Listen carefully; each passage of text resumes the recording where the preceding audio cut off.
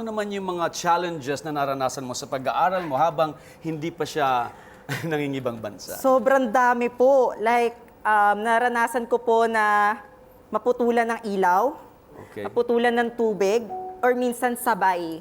Like, paano po ako makakapag-aral na walang tubig? Paano po ako makakapag-aral na walang ilaw? Tapos, minsan sabay pa yung wala pang pera. Yung tatay ko po, extra-extra lang po sa construction. Kung wala pong trabaho, wala po kaming kakainin. Yung iba kasing mga kabataan, pag mahirap sila, ang gagawin na lang nila, hihinto na sa pag-aaral, magtatrabaho na lang. Ikaw, bakit ka nagpursige sa kabila ng iyong kahirapan?